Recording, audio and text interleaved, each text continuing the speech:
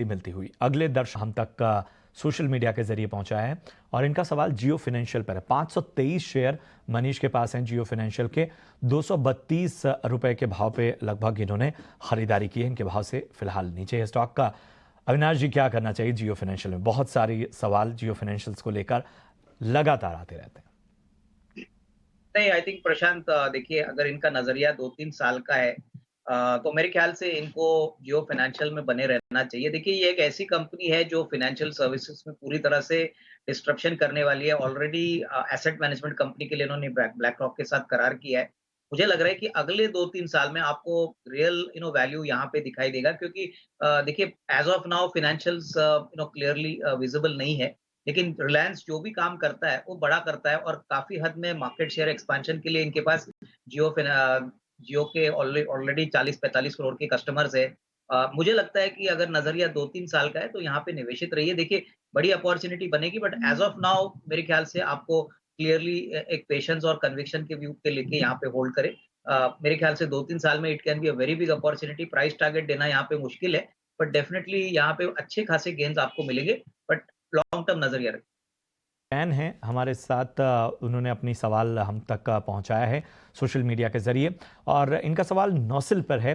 500 share इनके पास हैं। 270 के भाव पे इन्होंने खरीदारी की है और इस वक्त जो है नुकसान होता हुआ, क्योंकि इनके भाव से नीचे। हालांकि आज हम देख रहे हैं कि 2.25% की तेजी स्टॉक में नजर आ रही है। अविनाश जी, आप ही राय दीजिए, नौसिल में क्या करना चाहिए?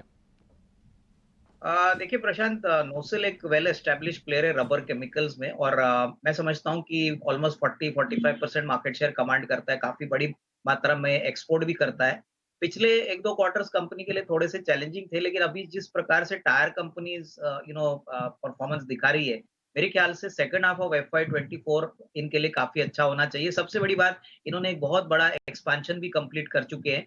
और ये एक्सपेंशन ज़्यादातर अपने कैश एक्रूवल से इन्होंने कंप्लीट किया है, एक भी पैसा कर्जा नहीं लिया है। इनफैक्ट बैलेंस शीट भी बहुत रॉक सॉलिड है। तो अभी जो 220-25 का रेट चल रहा है, यहाँ पे अगर 12 टू 15 मंथ्स का टाइम फ्रेम इन्वेस्टर यहाँ पे बिताता है, तो मेरे ख्याल से नॉट ओनली इनका लॉस बट एक अच्छा रिस्क रिवॉर्ड इनको मिल सकता है। तो यहाँ पे होल्ड करने की राय, हो सके तो यहाँ पे भी एवरेज करें, क्योंकि कंपनी काफ़ी वेल एस्टैब्लिश्ड है और मेरे ख्याल से कहीं न कहीं नेक्स्ट 6 टू 12 मंथ में अच्छी री-रेटिंग आपको देखने को मिलेगी।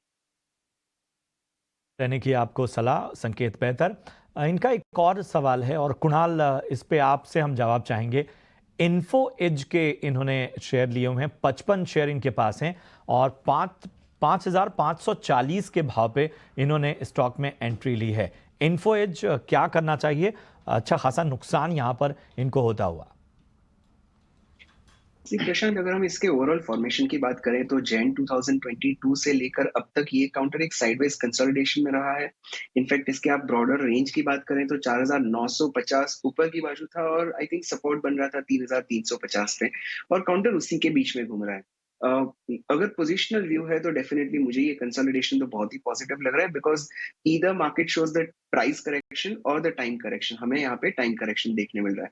अगर हम इनकी थोड़ी लंबी अवधि का नजरिया है तो डेफिनेटली बने रहें।